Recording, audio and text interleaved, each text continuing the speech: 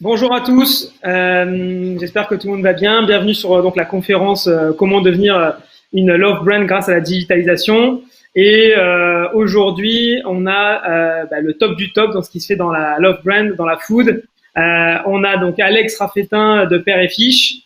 Salut tout le monde. Salut Alex. On a Salut Lily. Edouard, le community maker de toute la restauration chez Emblème. Salut Bonjour Edouard. tout le monde. Et, Patrice Carvezier, CMO de Partout. Tu me dis si nickel, c'est bon. Spécialiste dans toute la partie visibilité en ligne. Ce que je vous propose, c'est qu'on commence donc par un petit tour de table. Tout le monde se présente un petit peu et après, en fait, on va dérouler la présentation sous un format où on va parler de avant l'expérience restaurant, pendant l'expérience restaurant et après l'expérience restaurant. Comment, en fait, dans toutes ces étapes-là, on arrive à générer de l'amour pour son restaurant et de la fidélisation et des gens qui sont suiveurs finalement de la restauration. Alex, tu veux C'est là aussi qui vient de nous rejoindre. Oui, il y a Camille aussi qui est là avec nous, qui est donc, pardon, que j'avais même pas vu, de chez Camille et Sheila, ouais. Et Sheila de chez Pokawa aussi, qui vient de nous rejoindre. Salut Sheila, je sais pas si tu nous entends. Nous, on ne t'entend pas. On a perdu Sheila. si tu nous entends. Et Camille, elle est en mute, je crois. Ouais, Camille, elle répond aux questions. Si jamais des gens ont des questions sur le chat, elle pourra modérer les questions. Et là, tu nous entends? Tu nous entends pas? Eh ben. Non. Nous, on t'entend peut-être, en tout cas. Alex, tu veux te présenter? Avec grand plaisir. Du coup, je m'appelle Alex. Merci. Non, je fais partie des 4 fondateurs de Père et Fiche. Donc, Père et Fiche, qui est une enseigne de street food de poissons frais. Donc, une carte assez variée sur des burgers, des bols, des plats en barquette et voilà. Et donc, du coup, pour moi, mon rôle dans cette entreprise, c'est de m'occuper de pas du tout de la partie restauration, mais toute la partie marketing, communication, relations presse et digitalisation des points de vente. Donc en fait, tout ce qui peut se passer derrière un écran au sein d'une entreprise, ça me concerne directement. Ok, c'est-à-dire que chez Père et Fiche, vous avez segmenté les rôles de chacun des associés? Ouais, exactement.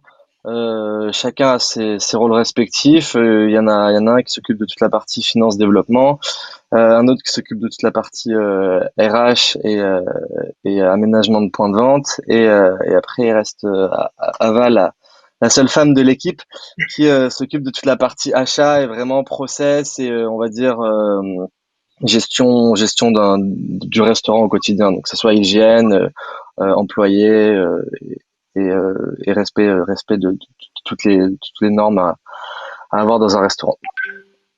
Trop bien, trop bien, trop bien. Et Patrice, tu peux nous dire 2 mots aussi sur toi et Partout? Ouais, bien sûr. Alors de mon côté, chez Partout, on propose une plateforme qui améliore la visibilité en ligne des restaurants. En gros, on s'assure de pousser, de référencer automatiquement toutes vos informations, que ce soit vos photos, adresses, horaires, sur Google, Facebook, Waze, Apple Plan, etc. pour s'assurer que quand les gens vous recherchent en ligne, vous apparaissez dans les meilleurs résultats de recherche. Trop cool. Simple, efficace. Edouard, dis-nous tout. Alors du coup, moi, je m'appelle Edouard. J'ai fondé il y a 5 ans Emblème et on s'occupe de développer les réseaux sociaux des restaurants en France, principalement Instagram, Facebook et bientôt TikTok. L'idée, c'est qu'on crée du contenu, qu'on le publie, qu'on fait toute la partie modération pour développer à la fois l'identité et la visibilité des restaurants en social media. Et on a également développé une techno qui est une application qui permet en fait à tous les restaurateurs de recevoir régulièrement des influenceurs food et lifestyle chez eux qui en échange d'un offert vont faire des stories et des posts sur l'établissement. Voilà. Bah écoute, hyper intéressant, on aura l'occasion d'en reparler tout à l'heure. Nous, chez Pongo, on a modernisé, on va dire, tout ce qui touche à la fidélisation client dans la partie restauration. Donc, en mettant en avant que c'est la donnée client qui fait qu'à la fin, on arrive à dégager un ROI hyper intéressant. On pourra discuter notamment avec Alex, avec qui on travaille depuis longtemps, de comment ça se passe. Et donc, l'idée, c'était via un programme de fidélité, créer le maximum d'enrôlement client dans la restauration, et après d'avoir des logiques marketing pour soit augmenter le chiffre d'affaires du restaurant, soit augmenter les avis Google positifs pour avoir un meilleur référencement. Ce que je vous propose, comme je vous disais, c'est de faire donc découper en trois comment devenir une love brand, de parler de l'expérience avant le restaurant, parce que finalement on entend souvent dire que on mange avec les yeux, donc j'imagine qu'il y a quand même une grosse partie avant d'aller au resto qui va devenir hyper importante. De continuer après sur ce qui se passe dans le restaurant et qu'est-ce qui fait que finalement on adore, que ce soit le service, la carte, l'expérience, l'accueil, etc. Et de finir sur finalement comment on garde le contact avec ses clients post-expérience pour voir comment on les fait revenir et de plus en plus souvent. Ça vous va? Magnifique. Alex, je te sollicite sur l'amont. Toi, tu me disais ce matin que ton rôle finalement, c'était à partir du moment où le restaurant était ouvert, ton but, c'était de faire venir le maximum de personnes au restaurant. Exactement. Et donc, Exactement. aujourd'hui, c'est quoi tes outils ou tes armes secrètes par rapport à ça? Alors, en fait, pour moi, il y a vraiment plusieurs. En fait, c'est une complémentarité de plein de leviers à mettre en place. Donc nous, on avait un peu la chance d'avoir tous nos distinctions sur ce niveau-là.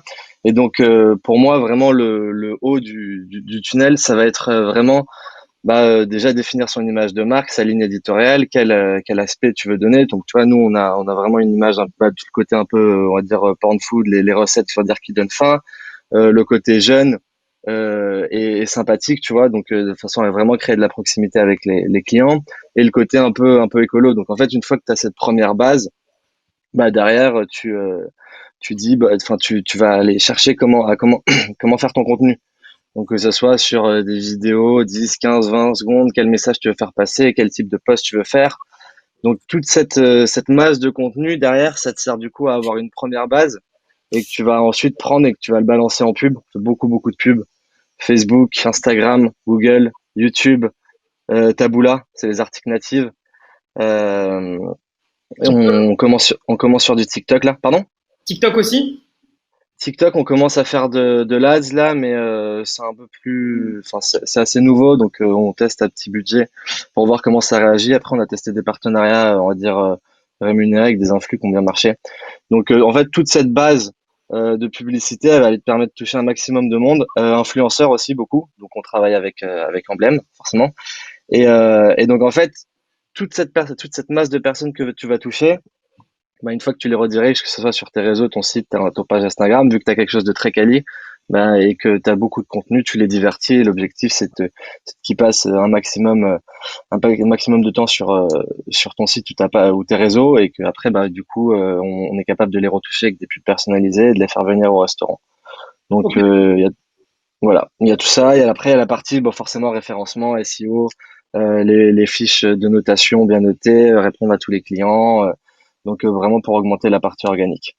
Trop bien, parce que on va pouvoir en reparler après avec les deux experts, donc au niveau contenu et SEO. Et toi, en fait, aujourd'hui, ça veut dire quoi? Ça veut dire que tu veux créer de l'engagement finalement avant que les gens goûtent ta nourriture.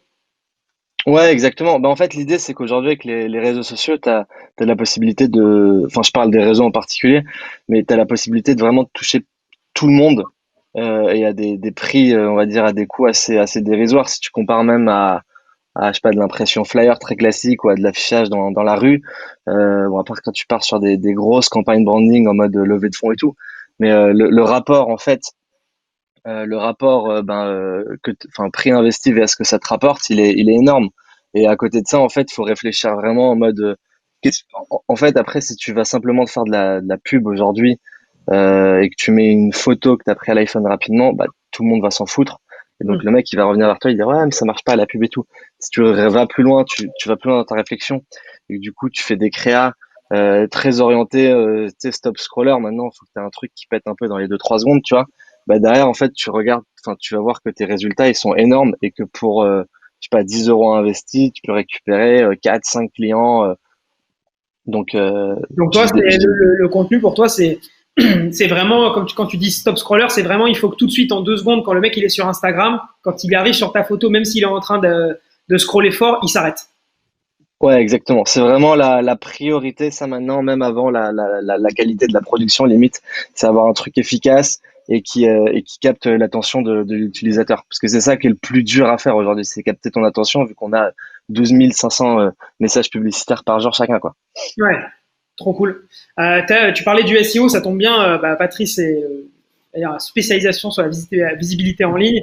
Patrice, qu'est-ce que tu peux nous dire toi finalement? C'est quoi l'importance d'être visible avant que les gens arrivent au restaurant pour découvrir l'expérience restaurant? Elle se fait finalement même avant de manger, quoi. C'est ça, exactement. Donc là, tu peux passer à la slide suivante. Ouais. En gros, l'axe extrêmement puissant, c'est de référencer, de diffuser son restaurant sur un maximum de plateformes, là où les gens vous cherchent. Les gens peuvent vous chercher alors, principalement sur Google, mais il y a aussi depuis des GPS comme Waze ou Apple Plan, ou depuis des réseaux sociaux comme Facebook ou Instagram. Donc c'est déjà ça la première chose, c'est de se référencer sur un maximum de plateformes. Et ça envoie un signal extrêmement fort à l'algorithme de Google qui fait que nous, ce qu'on voit quand on fait une analyse sur 50 000 restaurants, c'est qu'on voit un x5 entre l'apparition de ce qu'on appelle les fiches Google, donc la slide qu'on va voir juste après, de vos restaurants dans les résultats de recherche. Donc ça, c'est super important. Le point 2, je vais passer à la slide suivante, c'est de faire un très très gros focus sur Google et donc ce qu'on appelle Google My Business. Alors je jette un petit coup d'œil sur Père et Fiche, ils ont plein de photos, plein d'avis, donc ça c'est top. En gros, plus vous allez être actif, plus vous allez mettre d'informations, les mettre à jour, et plus Google va apprécier, se dire ok, les informations sont bonnes, elles sont récentes, elles sont fraîches. Je vais vous remonter dans les résultats de recherche. Il y a aussi un deuxième point qui est assez dingue quelque part, c'est que 50% des gens sur Google ne recherchent pas votre marque, mais vont chercher comment je peux dire ça, une catégorie, ils vont chercher un restaurant italien, un restaurant de burgers. Ils vont plutôt chercher comme ça 50% du temps. Et sur Google, vous pouvez vous renseigner ce type de catégorie pour vous assurer d'être trouvé quelle que soit la manière dont les gens vous cherchent. C'est-à-dire que dans ce back-office de Google, vous pouvez dire, voilà, je suis un restaurant italien, mais aussi une pizzeria, mais aussi un bar à cocktail, patati patata, comme ça, quels que soient les mots-clés tapés, vous apparaissez dans ces résultats. Très clair. Et ensuite, les dernières étapes sur la troisième slide, c'est vraiment d'utiliser toutes les récentes fonctionnalités de Google qui vont vous permettre à la fois donc de bien communiquer, mais aussi de déclencher des actes d'achat. Vous avez tous vu pendant le premier confinement, il y a eu ces notions de livraison, retrait sur place qui sont apparues.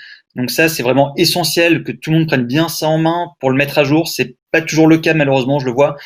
Ça m'indique que le restaurant est toujours ouvert ou qu'il fait pas de livraison alors qu'il en fait. Donc ça, c'est vraiment la première chose à faire, c'est d'indiquer aux consommateurs comme vous et moi si on peut malgré tout acheter, retirer ou se faire livrer.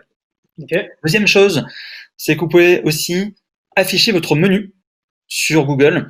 Ça, c'est extrêmement important parce que si vous êtes dans des cas où vous avez un site web, c'est vrai que de plus en plus, Google, ça devient un peu votre principale vitrine et vous pouvez afficher votre menu, descriptif, prix. Et enfin, dernier point, mettre des liens de réservation, donc soit vers votre propre plateforme ou vers des plateformes tierces pour que les gens puissent directement commander. Ok, très clair. Oui, d'ailleurs, quand tu dis le menu sur Google, c'est parce que finalement, la plupart des gens maintenant ne vont même plus jusqu'au site internet. C'est ça, exactement. De plus en plus, notamment dans la restauration, mais c'est le cas dans tout type de secteur, effectivement, on va dire, ok, en un coup d'œil, je vois, est-ce que le resto est ouvert? Est-ce qu'il fait la livraison? Si oui, c'est quoi son menu? Ok, maintenant, je clique sur le lien pour commander. Voilà, tout se fait directement sur une plateforme. Ok, donc très important d'être bien référencé sur Google. C'est ça, exactement. Très clair. Très clair. Et donc, Alexandre faisait aussi tout à l'heure écho à toute la partie communautaire et donc la partie qualitative des réseaux sociaux notamment. Toi, Edouard, finalement, quelle importance, tu vas me dire que c'est une grosse importance, mais en quoi finalement les réseaux sociaux, tu vois, ça a de l'impact aujourd'hui sur le monde de la restauration? En fait, on l'a vu là depuis plusieurs années que Facebook et notamment maintenant Instagram a pris une grosse place dans le business de la food. Clairement aujourd'hui, on le voit en fait sur les stats. En fait, on voit les personnes enregistrer les posts pour pouvoir y aller plus tard. On voit les gens euh, s'envoyer et se partager les posts avec leurs potes. Donc, on a toutes les statistiques des personnes en fait qui vont vraiment enregistrer, s'envoyer, commenter pour dire tiens on va y aller. Donc en fait aujourd'hui on est sur des clients qui sont de plus en plus connectés et qui passent de plus en plus de temps, surtout en ce moment, sur les réseaux sociaux. Et les réseaux sociaux ont un énorme pouvoir de business et de recommandation, ainsi que les influenceurs, sur les nouveaux endroits, sur le fait de donner un univers en fait à son restaurant. Aujourd'hui, en fait, un restaurant, il vit pas que à l'intérieur de ses quatre murs, il vit à l'extérieur. Et c'est ultra important aujourd'hui, surtout avec tout ce qui se passe et la livraison, le boom de la livraison, etc., d'avoir un restaurant qui est vraiment digitalisé. Et je pense que aujourd'hui, c'est essentiel d'avoir des réseaux sociaux qui sont avec un message clair, avec une identité claire, avec une ligne éditoriale qui a été pensée pour la marque, et d'avoir un message qui est constant avec un rythme de publication constant. Donc, il est clair qu'aujourd'hui, un restaurant ne vit plus que à l'intérieur, et il faut vraiment construire un écosystème global autour du restaurant. Et la présence sur Google, tout ce qui est fidélisation, tout ça, c'est devenu essentiel. Et on a vu d'ailleurs, nous, parce on a plein de clients différents. Ça va vraiment du petit indépendant au groupe Bertrand. Donc, on a les grosses machines type brasserie qui sont là depuis très longtemps. Et on a les petits restaurants d'indépendants. Et on a vu en fait cette année, avec la crise, que la meilleure résilience qu'il y a eu, c'est sur les restaurants qui avaient vraiment pris le pas et sur le digital et qui s'étaient construits des communautés. Donc aujourd'hui, il est clair qu'avec la concurrence qu'il y a sur la restauration, si on se met pas à communiquer et à investir sur les réseaux sociaux, on a beaucoup moins de chances derrière de pouvoir performer sur les plateformes de livraison, sur le drive to store, etc. C'est vraiment, ça fait partie intégrante de la vie d'un restaurateur. Et c'est normal parce qu'en fait, on est sur une industrie qui est en France, on est le pays qui a le plus de restaurants en Europe. Et on est sur une industrie qui est ultra concurrentielle. Et ce qui est marrant, c'est qu'en parallèle, c'est l'industrie qui investit le moins en marketing. Normalement, on doit être entre 3 et 5% du chiffre d'affaires investi dans le marketing. En France, sur nous, notre portefeuille client, on calcule à peu près, c'est à peu près 0,5 en 1 si vraiment les gens investissent un peu plus. Donc, on est à la fois sur une industrie ultra concurrentielle et sur une industrie qui investit pas forcément en marketing. Et les réseaux sociaux sont en plus un moyen de se créer un univers et d'aller chercher du chiffre d'affaires. Et en plus, en termes de publicité, en termes de visibilité, c'est ce que disait Alex, c'est moins cher que de faire du flyer. On va toucher beaucoup plus de personnes avec 100 euros sur Instagram ou sur Facebook que en payant 100 euros une personne pendant 2 jours qui va flyer à la sortie du métro. Ouais, c'est clair. Aujourd'hui, c'est important. Très clair. Bah, trop cool. En vrai, ouais, souvent les réseaux sociaux, en fait, la restauration, au même titre que tous les secteurs finalement qui se digitalisent, en fait, le fait de créer une expérience globale et pas juste quand tu vas, tu vois, à la Fnac ou Maison du Monde ou n'importe qui, tu vois, finalement, ça se passe un peu avant parce que tu as vu des objets que tu avais envie d'acheter. Ça se passe en boutique parce que finalement, tu as une expérience incroyable, le service, le produit, etc. Et ça se passe après coup quand finalement, tu sens que tu peux être récompensé soit de ta fidélisation, soit d'un gros achat, etc.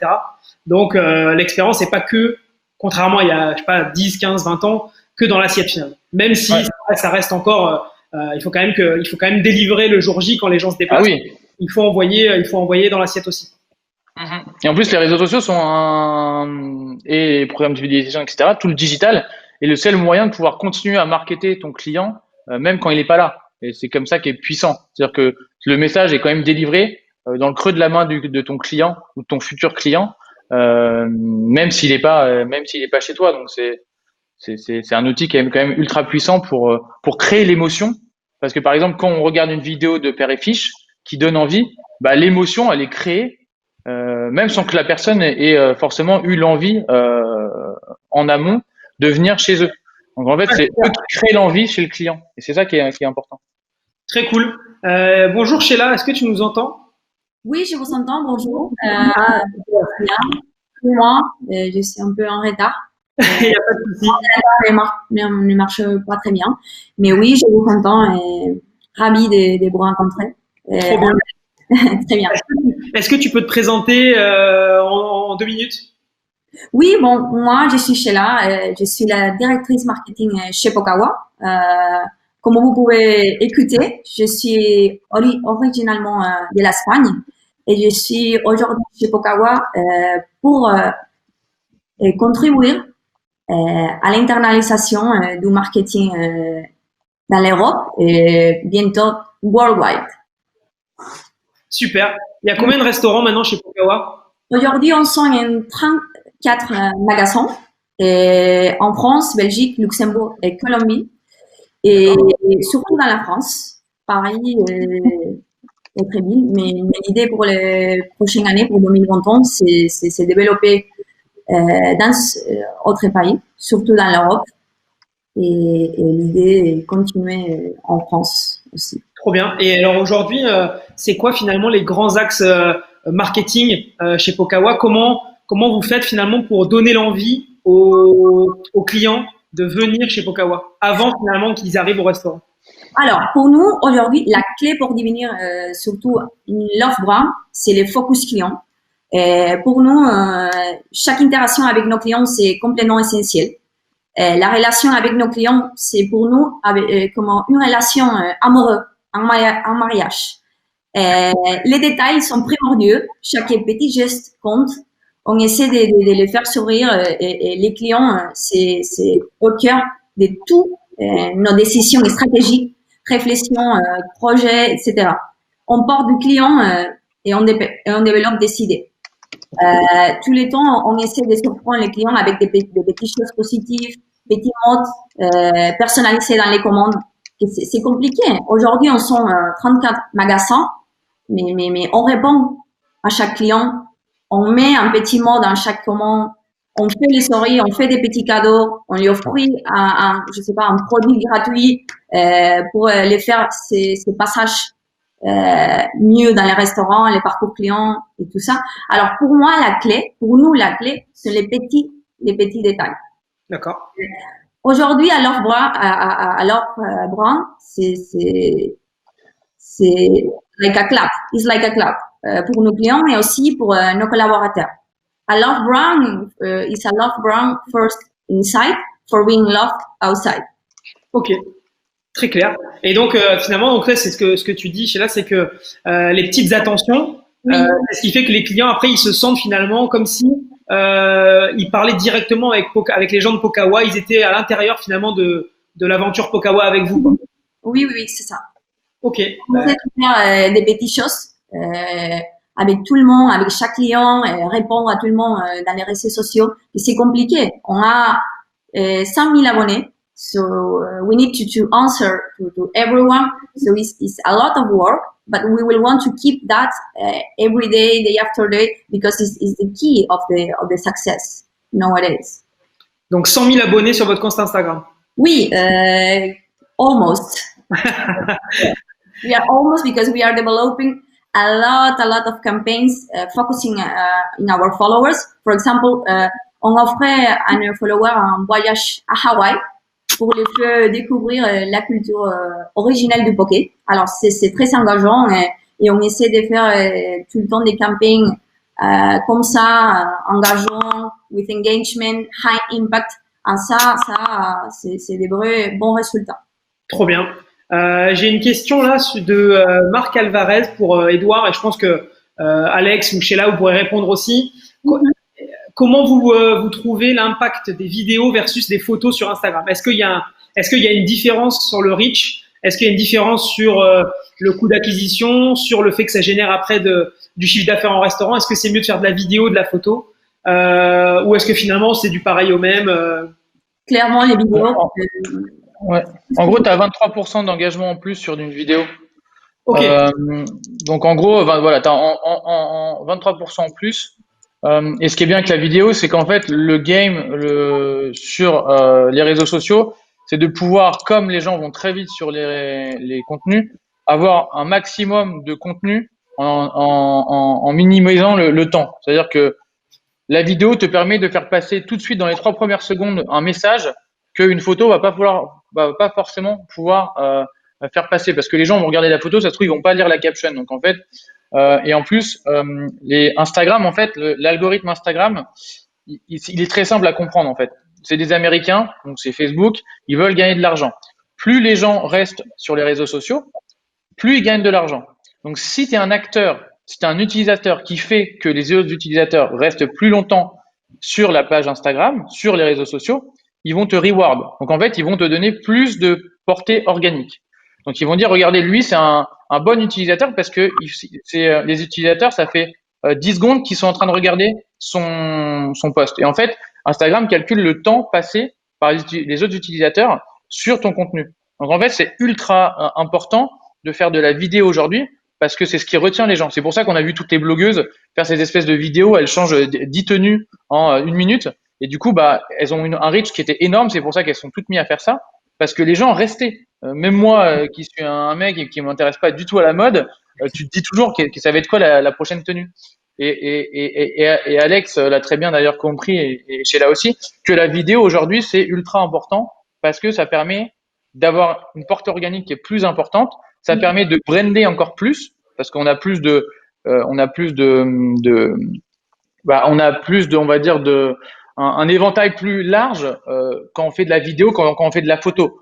La vidéo, elle peut être éditée d'une centaine de façons. La photo, ça reste la photo. Une photo de poké ou une photo de burger, on peut pas faire des choses qui sont ultra originales. Alors que sur de la vidéo, on va pouvoir donner un vrai, justement sur le branding, un vrai univers avec la musique, avec la façon de tourner, etc. Donc finalement, c'est un des 10 commandements des réseaux sociaux, ce serait de faire de la vidéo. Ouais, exactement. Parce qu'en fait, aujourd'hui, TikTok est clairement en train de concurrencer Instagram et la Z-Gen, ils sont habitués à avoir beaucoup d'informations. Et c'est pour ça que TikTok marche, parce que c'est du défilement de vidéos. Donc en fait, eux, c'est un peu comme une drogue, le niveau d'information. Plus t'en manges, plus t'as envie d'en manger. Donc en fait, aujourd'hui, la Z-Gen, elle veut avoir beaucoup d'informations très rapidement.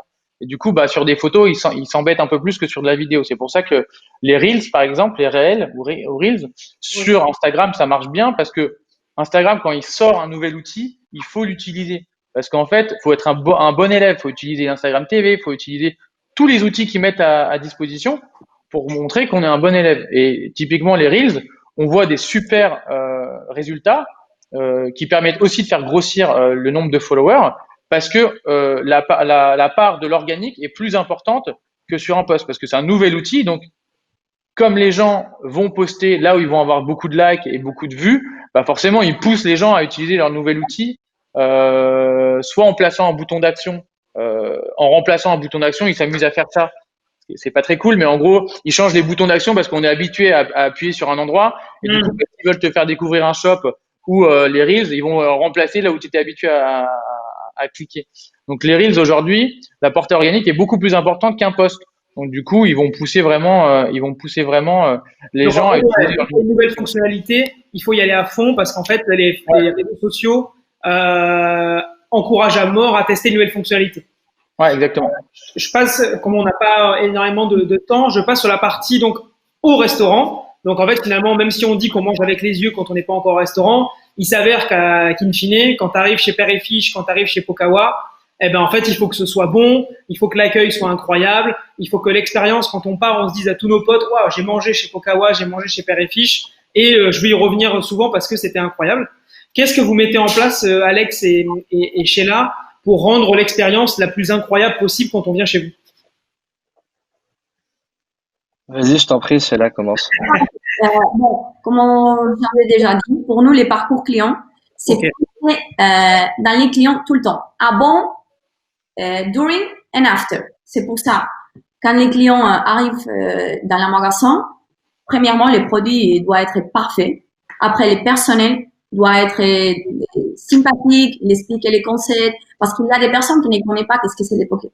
Alors, le plus important, c'est bien expliquer aux clients, voilà, ça c'est un poké, c'est originalement hawaïen, expliquer tu viens et montrer l'offre, faire l'expérience facile. C'est pour ça qu'on a installé sur tous les magasins des tablettes Tabesto pour faire les clients l'expérience mieux et facile, with a good user experience.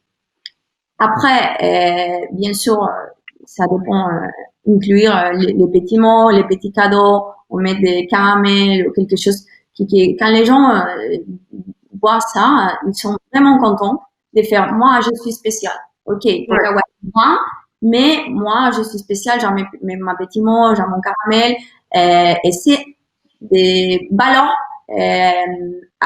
how do you say, agrégées à l'expérience. Ok, donc en fait, c'est les petites attentions. Les attentions, comment j'ai dit. Et comme ça, les gens ont envie de partager tout sur les réseaux sociaux et de faire l'interaction si ils sont contents. They want to share with everyone, wow, this was my experience. Please come to Pokawa parce que they are really, really cool. They do that for me. They think in me as one person, not maybe with like another chain, c'est juste en commande et c'est ça. Mais non, toi, tu es spécial, tu es chez nous, on va te traiter comme spécial pour nous. Et pour nous, we want to keep that parce que c'est les choses et les stratégies qui marchent mieux. Très clair. Très clair. Et Alex, toi, comment tu fais pour faire le lien entre justement rendre l'expérience la plus spéciale et la plus commerçante, donc dans le côté humain de la chose, et de coupler ça avec du digital sans que tu perdes ce côté commerçant, proximité. Moi, je sais que chez Père et Fiche, il y a l'accueil où Anthony est toujours en train, voilà, de parler très fort, un peu comme finalement le côté poissonnerie où en fait on arrive et on est à la maison, quoi, finalement. Comment tu lis les deux? Ben, en fait, justement, la réflexion depuis le début, c'était vraiment de créer de la proximité avec les clients une fois sur place, mais avec les clients avant même qu'ils viennent au restaurant. Donc c'est pour ça que je pense d'ailleurs que, je vais pas dire de bêtises, mais on est quasiment les seuls sur les concepts de restaurateurs à vraiment nous se mettre en avant auprès de notre communauté. Donc c'est pas du tout pour se la péter ou quoi que ce soit, c'est juste qu'en fait, si aujourd'hui tu regardes vraiment comment les tendances elles évoluent, bah, tout ce qui est influenceur, ça a explosé. Aujourd'hui, c'est plus rentable d'avoir la petite blogueuse foot du quartier qui vient manger chez toi et qui dit ce plat est trop bon à toute sa communauté, plutôt qu'avoir un article dans un grand média que tu vas payer en plus très cher, parce que les gens n'aiment pas la publicité, les gens n'aiment pas forcément les médias. Par contre, les gens adorent les influenceurs. Enfin, ils adorent pas tous les influenceurs, mais tout le monde a quelqu'un qu'il adore, que ce soit même un politique, un sportif, un écrivain, tout ce que tu veux, il y a toujours quelqu'un auquel tu te références. Et donc nous, le constat, c'était ça, c'était vraiment de créer de la proximité avec toutes les personnes qui nous découvraient et nous connaissaient, de façon vraiment à entretenir une sorte de relation un peu virtuelle, tu vois. Donc comme je suis assez d'accord avec tout ce que Sheila a dit sur Pokawa, c'est que nous, pareil, on va vraiment répondre à tout le monde. Et en fait, il y a beaucoup de clients qui, quand ils arrivent au restaurant, nous disent ah putain, c'est trop drôle, j'ai l'impression de déjà vous connaître et tout. Donc il y a un peu cette glace qui est déjà brisée. Et à côté de ça, nous, on a un côté, on va dire, très avenant et très proche de nos clients et sur lequel on a formé tous les employés pareil. Donc l'idée, c'est d'avoir une expérience très personnalisée. Et à côté de ça, en fait, on a intégré des outils digitaux. Donc on a mis les bornes Tabesto, mais à côté de ça, les bornes Tabesto sont proches de la cuisine. Donc les employés sont toujours là pour intervenir. Donc si un client a des questions, un problème, on les accompagne dans leur expérience client. Et bon après bien sûr faut que au niveau de la qualité du plat ça soit parfait, donc on fait le maximum sur ça et sur la partie livraison aussi l'idée c'est justement d'avoir l'expérience la plus personnalisée possible. Pour le coup sur ça Pokawa je trouve qu'ils sont très forts.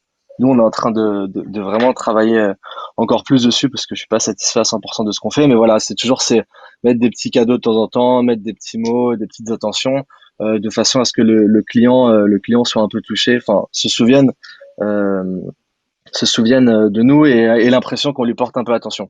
Donc en fait, du moment que tu fais attention à tous ces points, bah derrière tu peux intégrer petit à petit des outils digitaux comme les tablettes Tabesto ou ton outil avec Pongo et il faut vraiment qu'il y ait quand même un accompagnement humain derrière, même si on voit que ça évolue de plus en plus vite et il y a de moins en moins besoin.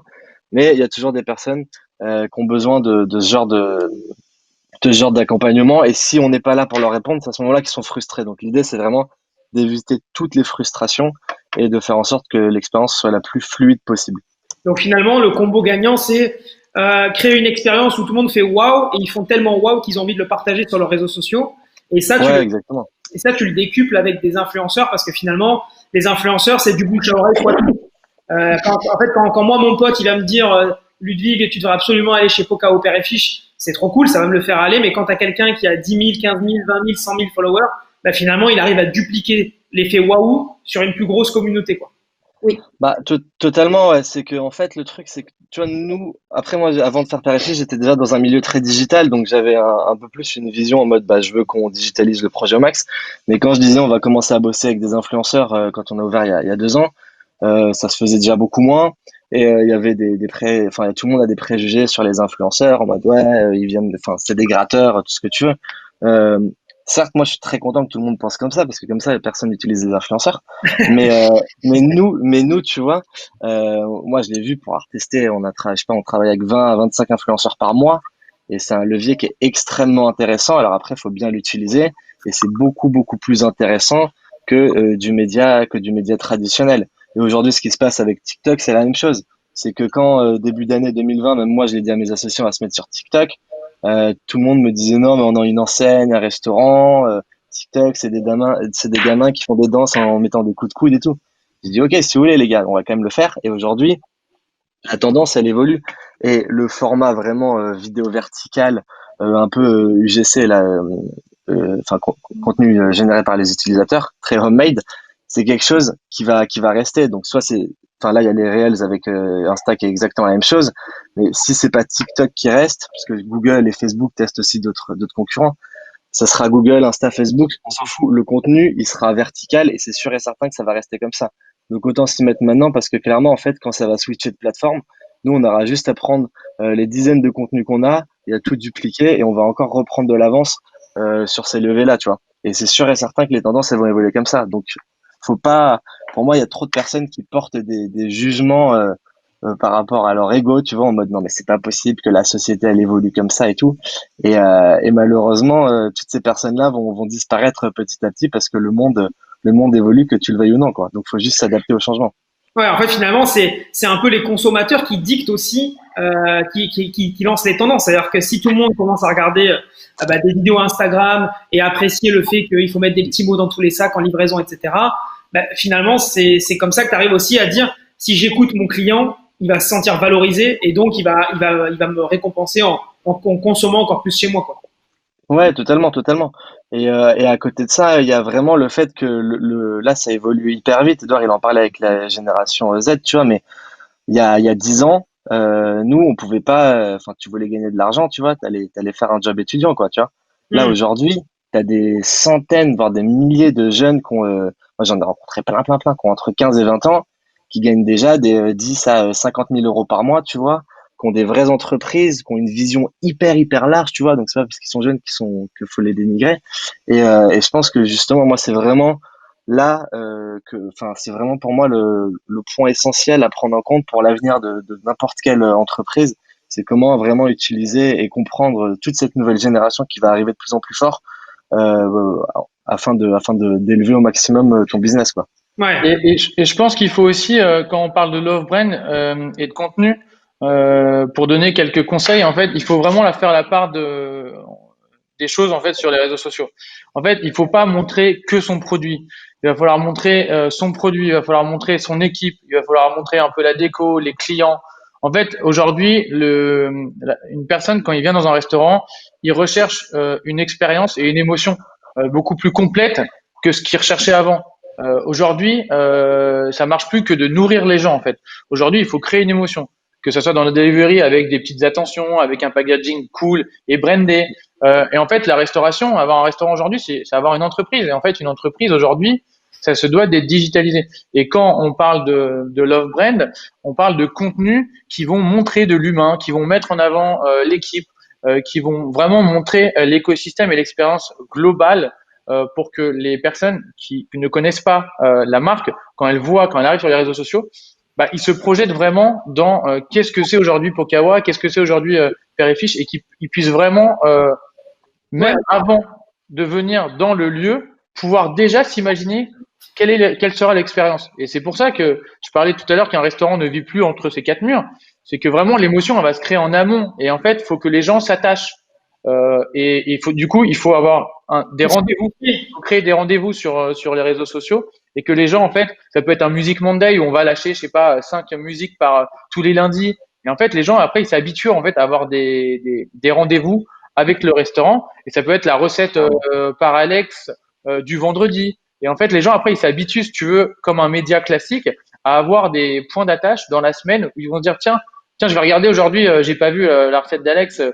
Comment il fait ce burger ou quels sont les ingrédients, ou le lundi je commence ma semaine avec du nouveau son grâce à Père et Fiche ou à Pokawa. Donc c'est important aujourd'hui de pouvoir donner des rendez-vous et avoir un contenu qui est vraiment diversifié, tant sur le type que vraiment sur le contenu, et sur la partie à la fois mélanger le produit, parce que le produit c'est ce qui fait venir les gens, mais aujourd'hui il faut aussi aller amener parler de l'équipe, faire des interviews. Moi je le fais avec Cali Sisters, faire des interviews avec des personnes qui sont dans l'équipe, pour montrer que les personnes qui sont dans l'équipe ils sont heureux de travailler ici. En fait, c'est vraiment les gens font de plus en plus attention là-dessus, quoi. Et ça crée un sentiment d'appartenance finalement. C'est-à-dire que les clients ils se disent moi je suis un peu comme quand finalement il y a des gens qui achètent que des paires de chaussures Nike et pas Adidas. C'est parce que finalement quand Nike ils font une pub, ils te vendent pas une paire de baskets, ils te vendent les valeurs qui vont avec la paire de baskets. Genre qu'avec Nike tu vas être le premier, que tu vas être dans un monde ouvert, multiculturel, machin, etc.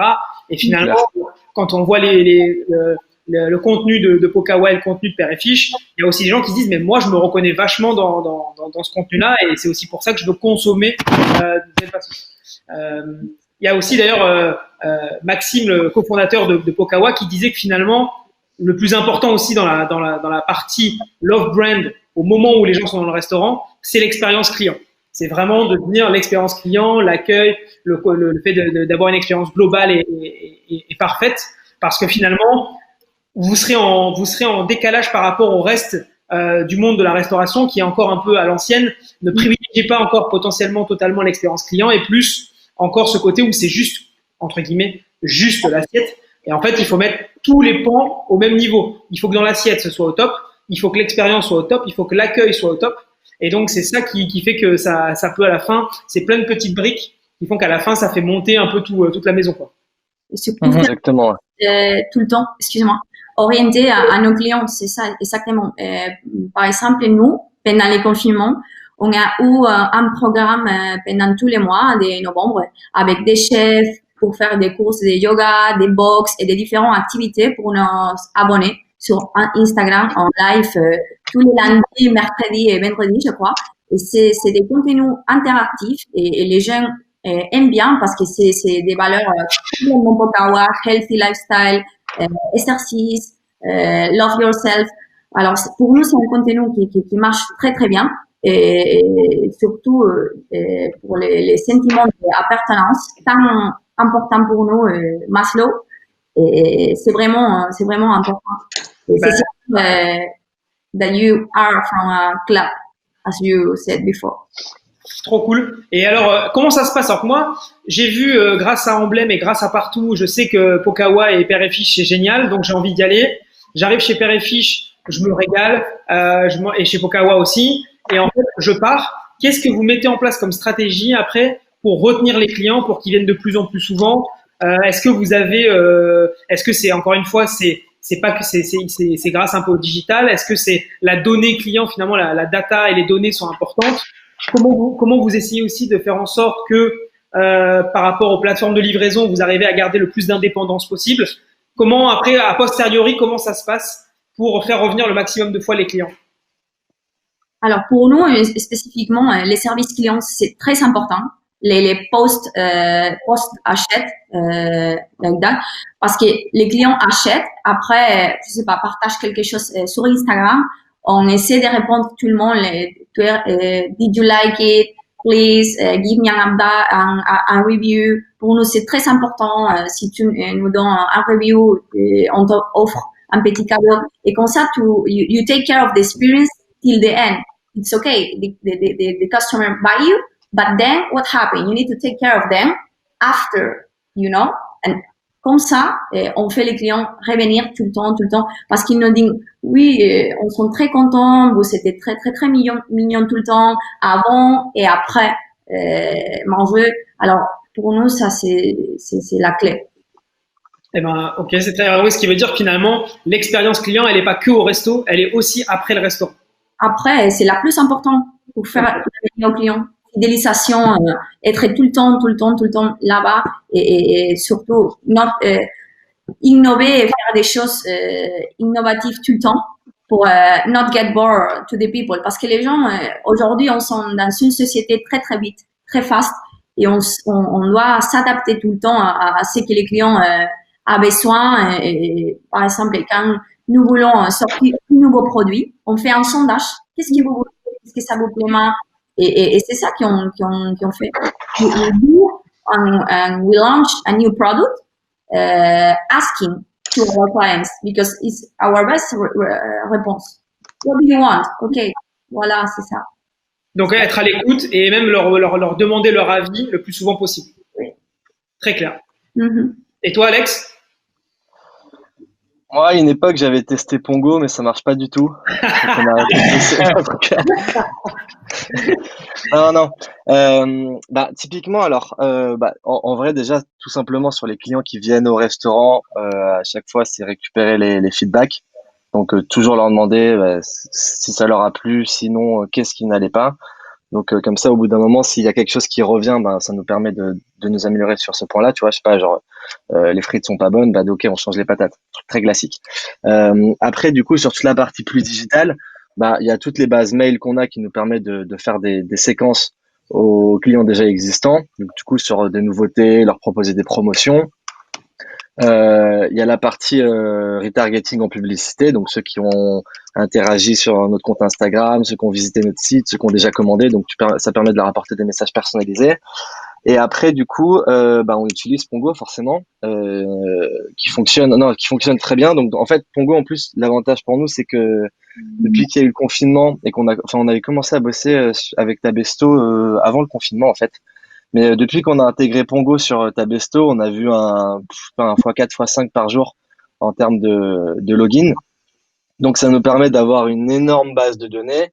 Et à côté de ça, du coup, d'avoir des clients répertoriés par catégorie. Donc les VIP qui viennent.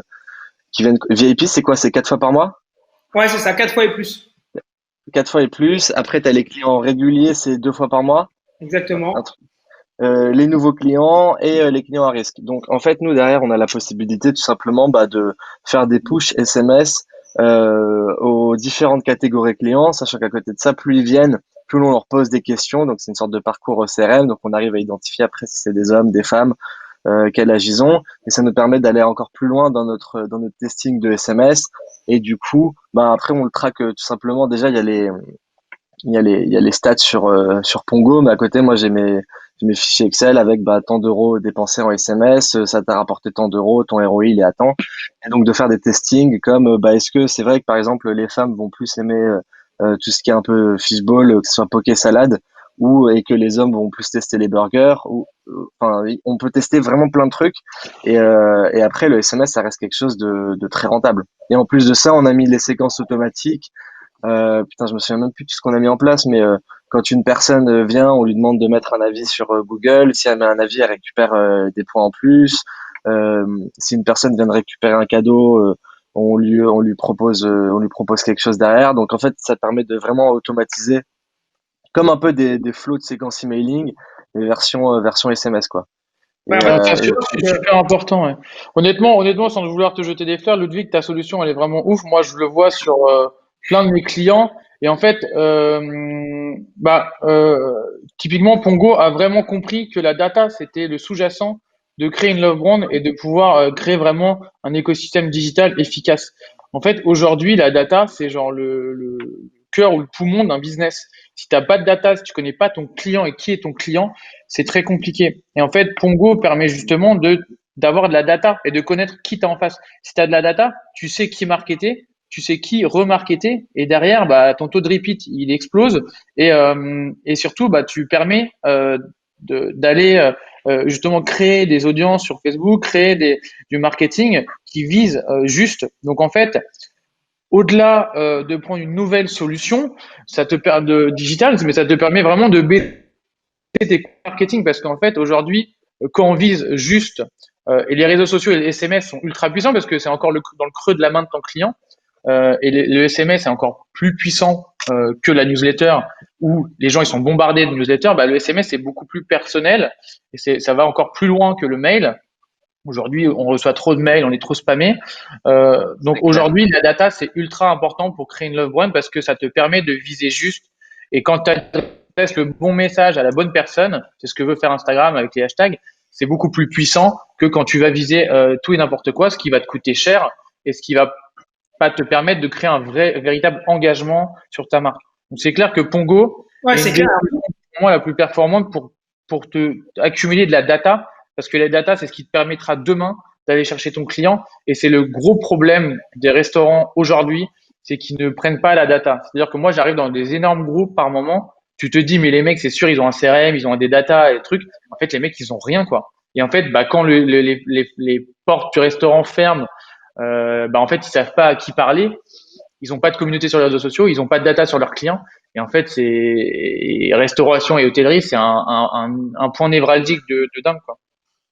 Mais en fait, ce qui est ça, c'est qu'en fait, en gros, pendant très longtemps, la data, c'était un peu un gros mot pour les restaurateurs. C'est qu'en fait, et à un moment donné, ils se sont dit, mais c'est bizarre, on se fait défoncer par les plateformes de livraison, etc., etc. Et parce qu'en fait, justement, ces plateformes-là, elles ont compris que c'était la donnée des restaurants qui était la plus valorisante pour générer du chiffre d'affaires. Donc, elle s'est dit, ben, on va leur voler cette donnée, entre guillemets, ou en tout cas ne pas leur rendre. Et on va, avec cette donnée, on va générer de plus en plus de chiffre d'affaires sur les plateformes de livraison. Et en fait, Pongo, et Alex en est un bon exemple, parce qu'il a toutes les fonctionnalités. On est vraiment là pour rendre toute la donnée au restaurateur pour que lui l'utilise et derrière qu'il fasse de la fidélisation et revenir les clients de plus en plus souvent. Et en fait, ce qu'on fait, c'est qu'on a 3 axes principaux. On a créé un programme de fidélité moderne et ludique pour en fait emmagasiner un maximum de données dès que les gens viennent dans le restaurant et les fidéliser. Après, il y avait une question qui était intéressante de Philippe Cazenave de Pozzo qui disait comment on interroge les clients. Bah nous, en fait, sur notre petite tablette, un peu comme la tablette de caisse, on est capable de créer des petits sondages ludiques, notamment pour découvrir quelles sont les habitudes de consommation d'un client, notamment qu'est-ce qu'on a envie de mettre à la carte le mois prochain. Chez Yogurt Factory notamment, tous les mois, ils font un sondage pour demander à leurs clients quel goût ils ont envie d'avoir à la carte le mois d'après. Et qu'est-ce qu'ils font? Ils demandent les goûts, ils mettent le choix entre 4 goûts, et 3 semaines après, ils envoient un texto. Et au lieu d'envoyer un texto à toute la base de données, comme si c'était un spam et un mail qu'on reçoit tous les jours, ils envoient que aux gens qui ont répondu. Et par exemple, si vous avez dit goût caramel, ils envoient un texto qu'à ces gens-là en disant salut tout le monde, on vous a écouté et on vient de mettre le goût caramel à la carte, donc n'hésitez pas à venir le tester dans nos Yogurt Factory. Et là, en fait, tu crées de l'engagement et tu crées ta love brand parce que tes communications, elles sont pas perçues comme intrusives. Elles sont perçues parce qu'en fait, t'as demandé l'avis à quelqu'un, il t'a donné son avis, et en fait, tu lui as dit que tu l'avais écouté, en fait. Et ça, c'est ce que disait aussi Sheila sur le fait d'écouter ses clients et de leur répondre. Chez Pongo, on a créé un outil qui fait ça. Et à la fin, comme tu disais, Alex, on a des automatisations pour, en fait, demander aux clients de laisser un avis sur Google et après, donc, potentiellement, de les rewarder avec des points de fidélité parce que finalement, un peu comme Sheila ou Alex, on pense qu'un client, c'est pas juste quand il est dans le restaurant et qu'il dépense son argent. C'est aussi quand, après coup, il fait des actions valorisantes pour le resto, notamment laisser un avis sur Google, etc. Et d'ailleurs, Patrice pourrait nous dire aussi à quel point Google est puissant pour la restauration. Je pense que tu pourras pas me contredire. Ouais, c'est ça. En fait, c'est exactement ça. Et ce que vous faites, c'est très bien. C'est demander d'avoir des avis déposés sur Google après le passage dans votre restaurant. C'est exactement la chose à faire. Il y a un truc assez important et ça on s'en rend pas forcément compte, mais l'algorithme de Google prend de plus en plus en compte l'aspect d'e-réputation. C'est-à-dire que plus votre note est bonne, plus vous avez d'avis, plus vous y répondez, et mieux votre établissement sera référencé. Et ça peut être dingue, ça peut vous faire passer de la 2e à première page, du 10e résultat au top 3 des résultats. Et ça, c'est très, très, très sous-estimé et c'est vraiment dingue. Donc, je suis très content que vous le fassiez. Nous, on a mené une analyse en fait sur 50 000 restaurants et on a eu un peu la mauvaise surprise de voir qu'il y avait à peine 10% des gens qui avaient des réponses à leurs avis déposés sur Google. Je vois que Père et Fiche répond très très bien à ses avis, c'est cool, j'ai pas regardé pour Pokawa. On répond à 100% des personnes. Ah ouais, mais voilà. Et en fait, c'est dingue de se dire qu'il y a encore 17% mais 83% des gens qui n'ont pas de réponse. Et on se dit merde, c'est tellement dommage. Et l'aspect relationnel, il est tellement fort dans la restauration. Et après, il y a plein de choses toutes bêtes. Mais par exemple, quand vous répondez à un avis, on est notifié par email. Ça nous dit, voilà, le propriétaire de l'établissement vous a répondu. Enfin voilà, c'est tout bête, mais ça fait plaisir. De deux, on a tous le même réflexe, c'est qu'en gros, vous répondez pas à une personne, mais vous répondez à des centaines, milliers de personnes qui lisent les avis parce qu'on a tous ce réflexe. On scrolle, on va voir un peu, tiens, il y a un avis négatif, comment a répondu le propriétaire, est-ce qu'il a répondu de manière agressive, sympa, etc. Ça donne un peu aussi le ton et l'esprit du restaurant. Et donc voilà. Et enfin, la dernière chose, et ça, j'aimerais bien qu'on montre la slide Ludwig sur la partie analyse. Ouais. Ça, il y a comme un truc qui est très très cool. Qu'on peut faire depuis la plateforme partout, c'est d'analyser ce que disent vos clients par thématique. En gros, de voir, ok, à chaque fois que le mot livraison est cité dans l'un de mes avis, la note de cet avis, ça va être juste après. La note de cet avis est de 2,3. Et ça, on peut le faire, voilà, que vous soyez un restaurateur indépendant ou une chaîne, un réseau de restaurants. C'est mince, j'ai à chaque fois que le mot livraison est cité, j'ai 2,3. À chaque fois que le mot service est cité, j'ai 4. Le prix, j'ai 3. Hygiène, j'ai 2,8. Et vous pouvez dire, ok, mince, où est-ce que j'ai des soucis? Alors, j'espère que ces soucis-là, vous les saviez déjà avant, mais si vous les saviez pas, c'est un très bon baromètre, et de dire derrière, ok, je vais mettre en place des actions correctrices pour corriger tout ça. Trop bien. Et donc en fait, partout il y a aussi un truc intéressant parce que les restaurateurs, c'est aussi des gens qui sont au four et au moulin, si on peut dire. Vous avez un côté un peu gain de temps avec l'agrégation finalement des plateformes pour être en avant en fait directement partout. D'ailleurs, c'est le nom. Exactement. En fait, le but de la plateforme, c'est de effectivement vous faire gagner beaucoup de temps. Donc ça va venir centraliser et aspirer tous les avis clients déposés sur Google, sur Facebook, sur TripAdvisor, donc vous avez tout sur une seule plateforme. Derrière, vous pouvez y répondre in fine plus facilement. Vous pouvez utiliser des templates de réponse, c'est-à-dire que vous pouvez créer des templates. Vous pouvez créer, 10 templates différents par type d'avis positif, neutre ou négatif pour aller un peu plus vite. Vous pouvez également les analyser pour savoir qu'est-ce que ça dit, suivre l'évolution de la note. Ok, ma note moyenne, elle est passée de 4 à 4,5 en 6 mois. Tiens, sur la livraison, je passe de 2,8 à 3,2. Vous pouvez en plus checker tout ça et également donner la main en local. Enfin, c'est ce que fait par exemple Planet Sushi. Donc ça, c'est pour des cas de réseau des chaînes de restaurants. Planet Sushi, ils ont formé et donné la main à l'outil à leurs responsables d'établissement pour que eux-mêmes répondent aux avis parce que c'est eux en première ligne. Donc c'est effectivement à eux de répondre aux avis de leurs clients. Très clair. Et on a une question là de Cyril hyper intéressante. Est-il important aujourd'hui que la marque, à travers des produits qu'elle propose et l'histoire qu'elle raconte, montre un engagement? Je sais que notamment Père et Fiche, vous avez un côté très engagé sur la partie. Je sais que des fois vous allez ramasser tous les ans, vous avez la journée ramassage du déchet, etc. On l'avait fait avec Pokawa d'ailleurs la dernière. Ah tu vois. Et donc est-ce que vous considérez finalement que il faut absolument passer par là? Parce que c'est aussi une question d'engagement aussi quand on est restaurateur. Absolument. Je pense pas que c'est pas un truc obligatoire à 100%. Après, c'est quand même un gros plus. Et en fait, nous, tu vois, typiquement, on fait du poisson. Donc, il y a des problématiques sur la pollution des océans, le plastique. Donc, c'est pour ça qu'on prend que de la pêche durable. Et que, en fait, je pense qu'on est un peu aussi une nouvelle génération qui est quand même plus consciente de toutes ces problématiques environnementales. Donc là actuellement, tu vois, on n'a plus du tout de plastique dans le restaurant, à part le cellophane qui nous sert de 3 trucs. Mais l'idée c'est de faire le maximum sur cet aspect écologique pour pouvoir proposer des produits bons, mais aussi avoir un impact, on va dire, environnemental qui est minimisé. Et donc ça passe par des opérations comme les collectes de déchets. En plus, on trouvait ça assez cool. On l'a fait quelques restaurateurs parce que ça permet du coup de passer une matinée avec des clients, apprendre un plus à les connaître. Donc bon, tu ramasses des mégots 90% du temps, donc c'est pas le truc le plus marrant. Et au moins, tout le monde est dans la même galère et ça permet en plus de ça vraiment de se rapprocher de sa communauté. Trop bien. Tu veux ajouter quelque chose, Sheila, ou c'est tout pareil? Je suis complètement d'accord. Aujourd'hui, pour les gens, c'est un sujet complètement décisif. Si dans le passé, j'ai travaillé sur ça. Il y a des gens qui ne t'achètent pas si tu utilises des plastiques. Alors pour nous, c'est une question complètement primordiale. Faire des actions orientées à la responsabilité sociale corporative. Alors, bien sûr, n'utilise pas des plastiques, bien sûr, utiliser des produits écologiques, aussi réaliser des campagnes orientés à tout ça.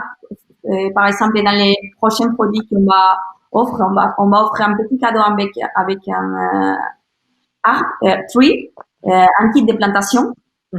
Et sont des petites choses qui font contribuer à la société. Aujourd'hui, dans notre côté, par exemple, on a fait un camping pour faire des livraisons aux hôpitaux. C'est pas la même chose, mais sont des actions orientées à collaborer, à contribuer dans la société actuelle.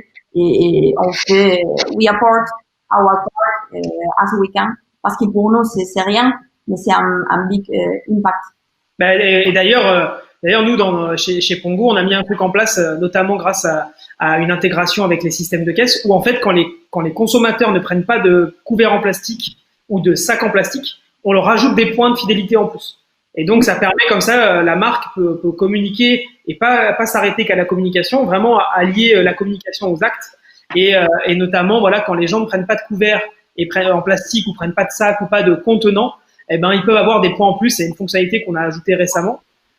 Et au même titre voilà que Pokawa ou Père et Fiche, Cyril, ouais, il y a de plus en plus de restaurateurs qui se positionnent, par exemple avec le zéro plastique, ou il y a même des restaurateurs qui disent on abandonne le Coca-Cola pour d'autres boissons. Enfin, l'engagement il peut être au niveau produit, au niveau contenant, au niveau communication. Ça peut prendre plusieurs formes.